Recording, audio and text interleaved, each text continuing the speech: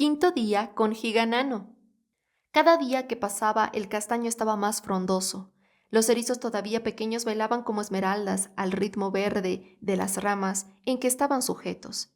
De vez en cuando, algunos mirlos y oropéndolas aceleraban la danza al posarse en las ramas. Entonces le ponían música al baile de las hojas con sus trinos y gorjeos. La presencia de Higanano les permitía a las tres niñas observar muy de cerca a las aves y a otros animales que se acercaban sin temor a donde ellas estaban. Eso les gustaba muchísimo. Después de los saludos, Minia le lanzó a Higanano la pregunta que había quedado pendiente el día anterior. Ayer prometiste explicarnos para qué contabas los erizos del castaño. ¿Es que no lo habéis adivinado aún? Les preguntó a su vez Higanano. ¿No? Pues es muy fácil. Lo será, pero por más vueltas que le doy no encuentro la razón. Pues es muy simple. Contaba los erizos para saber cuántos eran. Al oír esta respuesta, Minia soltó una exclamación de sorpresa. María y Lucía se echaron a reír. Pensaron que Higanano le estaba tomando el pelo a Minia. No os extrañéis ni os riáis. ¿Cómo voy a saber cuántos erizos hay si no los cuento? Dijo Higanano abriendo mucho los ojos. Pues es una cosa sorprendente, exclamó Lucía. Si yo me pusiese a contar los erizos, todo el mundo me diría que soy tonta. Siguió María. ¿Para qué sirve saber cuántos erizos tiene un castaño? Concluyó Minia. ¿Y por qué tiene que servir para algo? Contestó Higanano un poco decepcionado. Hombre, digo yo. Apostilló Lucía llena de razón. Escucha, Lucía, escuchadme todas. Yo soy un giganano, el giganano del sistema solar. No soy un ser humano como vosotras. Para mí las cosas no son buenas por la utilidad que tienen, sino simplemente porque existen. Para vosotras, los erizos son muy importantes porque tienen dentro castañas. Yo puedo decirlo al revés, para que comprendáis la diferencia. Para mí, las castañas son importantes porque tienen un erizo por fuera, y no existe una cosa sin la otra. Higanano hizo una pausa. Quería que las tres amigas se dieran cuenta de que contar los erizos del castaño no tenía por qué ser una tontería. Mirad, Les dijo. mucha gente mide las cosas por su utilidad y le pone precio a todo. Pero ¿quién puede decir cuánto valen un árbol, una piedra, una gota de agua, un escarabajo? Los hombres sois un poco especiales. A veces pensáis que no merece la pena hacer nada que no tenga alguna utilidad, y sin embargo lo más divertido es hacer cosas por el mero placer de hacerlas. Dejadme que os ponga un ejemplo. El inventor de historias sonrió, lanzó un profundo suspiro y empezó a contar. ¿Cómo se fabrica una serpiente? Hace mucho, muchísimo tiempo, tanto que ya no queda nadie en el mundo que se acuerde de la fecha exacta, había una gente que vivía muy feliz en un país de costas muy recortadas por el mar, con profundas entradas del océano en sus tierras, con un constante suspirar de vientos marineros. Era un lugar de piel verde y huesos duros, situado en el fin de la tierra, entonces conocida. Los habitantes de aquel país teñido de esmeralda, que luego se llamaría Galicia, descubrieron por pura casualidad que es posible fabricar serpientes con medios y materiales humanos. Todo el mundo sabe que las serpientes son unos animales vertebrados de la clase de los reptiles, de cuerpo alargado y cubierto de escamas. Carecen de extremidades y tienen la peculiaridad de poseer ojos sin párpados, por lo que nunca pueden cerrarlos. Las serpientes nacen de huevos puestos por otras serpientes, pero también se pueden fabricar. Me preguntaréis, ¿y para qué fabricar serpientes si nacen por sí mismas? Puede haber muchos motivos para ponerse a elaborar un ofidio. Para pasar el rato, porque hay una plaga de bichos y precisamos de las serpientes para que se los coman, o por simple amor a los animales.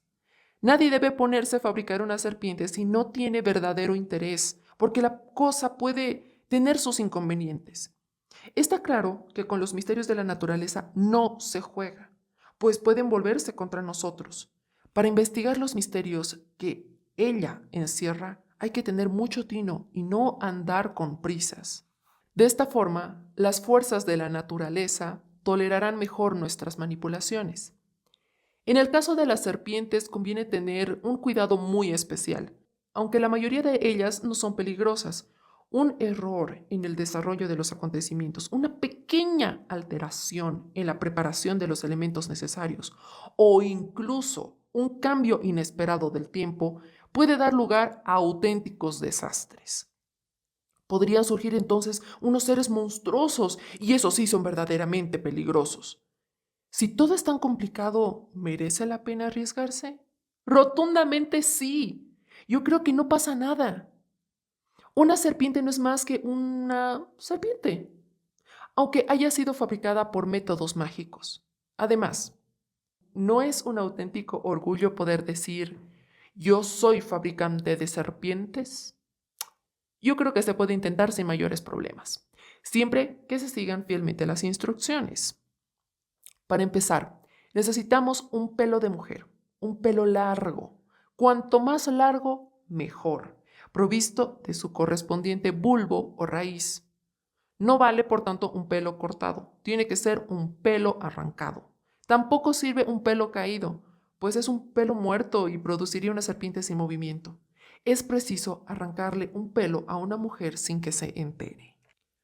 Para ello, disimulamos diciendo a nuestra involuntaria donante que tiene una cosa extraña en la cabeza. Buscamos con disimulo el mejor pelo de todos, muy largo y muy grueso. Lo separamos de los restantes agarrándolo con los dedos de la mano derecha y lo arrancamos de un tirón al mismo tiempo que con la izquierda le susurramos a la donante involuntaria un manotazo en la cabeza, explicándole que acabamos de matarle un bicho peligrosísimo. Si procedemos así, la mujer no solo no se molestará con nosotros, sino que nos lo agradecerá. Ya tenemos pues un pelo fresco y con raíz, sin que ella sospeche siquiera que acabamos de arrancárselo. Una vez obtenido el pelo, lo llevamos a un remanso de un río de aguas puras y cristalinas. Cogemos una ramita de un sauce que se encuentre a la misma orilla del remanso, una ramita delgada, y le quitamos las hojas. Enroscamos el pelo alrededor de la ramita, empezando por la raíz, que debe quedar enrollada en el extremo más grueso del palo. Esta operación ha de realizarse con mucha exactitud. Entre vuelta y vuelta tiene que haber una separación equivalente al grosor de la rama. Con una navaja se le hacen al palo 2 muescas, una en cada punta. En ellas se fija el pelo para que no se mueva. Luego metemos el palo en las aguas mansas del río y lo clavamos verticalmente en el fondo. Hasta aquí el inicio del proceso de fabricación de una serpiente en el que participamos activamente. Los pasos siguientes no son ya de nuestra incumbencia. Hay que dejar pasar el tiempo.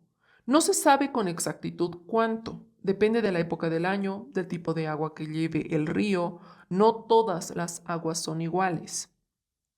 De las fases de la luna y de la dirección de los vientos dominantes. También influye en el proceso, acelerándolo, el paso de una serpiente natural por las extremidades del remanso. Ahora, hay que dejar que las cosas sigan su curso. Si tenemos suerte y todo sale bien, de la raíz del pelo nacerá la cabeza de una serpiente, que será tan larga como la longitud del pelo utilizado. Es cosa sabida que las serpientes así obtenidas son siempre hembras. Si operamos del mismo modo, pero con el pelo de un hombre, la serpiente será macho. En este caso hay que elegir, como en el anterior, un pelo largo, pues si usamos un pelo corto, corremos el peligro de fabricar una lombriz y no una serpiente como pretendíamos. Podemos acudir al río para asegurarnos de que la rama sigue clavada en el fondo, pero no conviene ir más de 3 veces, y nunca antes de la puesta del sol. Hay que tener buena vista para ver la ramita, pues no se puede utilizar ningún tipo de luz artificial.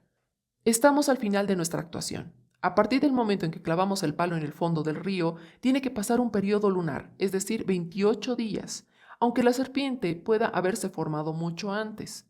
A la primera luna llena, después de esa fecha, hay que ir al río a las 12 de la noche llevando una ramita de laurel. Una vez comprobado que el pelo ya no está enroscado en el palo, metemos la rama del laurel en el río. La sacamos y esparjamos todo a nuestro alrededor. En ese momento hay que recitar las siguientes estrofas, sin las cuales puede echarse a perder todo lo realizado hasta ahora.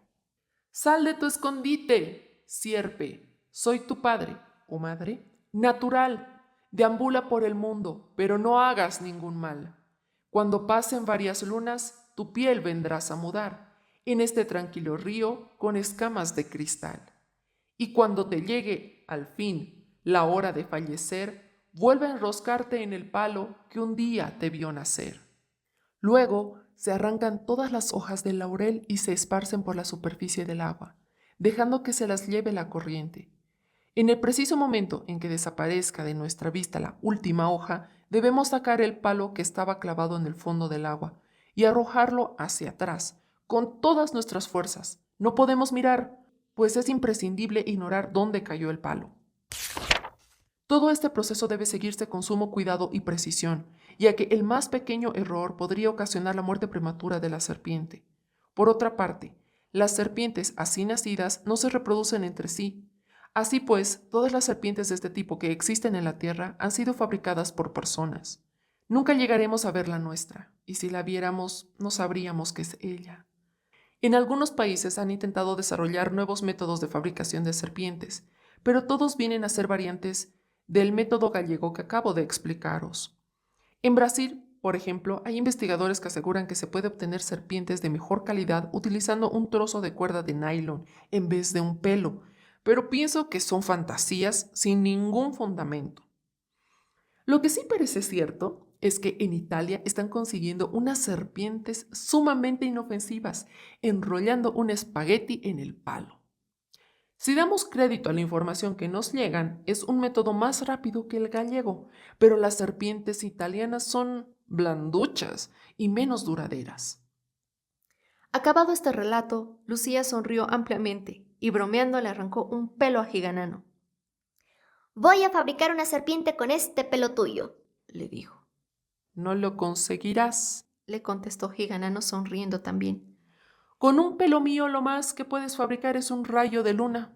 Lo mejor es que la fabriques según el método gallego que te acabo de explicar.